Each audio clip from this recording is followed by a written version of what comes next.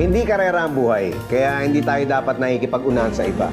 Kung lagi nating ikukumpara yung mga sarili natin sa mga taong nakakalamang sa atin, ay hindi tayo magiging masaya. May nagsabi nga na ang pinakamayamang tao daw sa mundo ay hindi yung may pinakamaraming pera at ari-arian, kundi yung taong kontento na sa mga bagay na meron siya. Hindi karera ang buhay, kaya hindi tayo dapat nakikipag-unahan sa iba.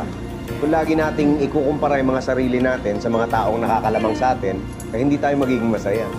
May nagsabi nga na ang pinakamayamang tao daw sa mundo ay hindi yung may pinakamaraming pera at ari-arian, kundi yung taong kontento na sa mga bagay na meron siya. Hindi karera ang buhay, kaya hindi tayo dapat nakikipag-unahan sa iba. Kung lagi nating ikukumpara yung mga sarili natin sa mga taong nakakalamang sa atin, ay hindi tayo magiging masaya. May nagsabi nga na ang pinakamayamang tao daw sa mundo ay hindi yung may pinakamaraming pera at ari-arian, kundi yung taong kontento na sa mga bagay na meron siya.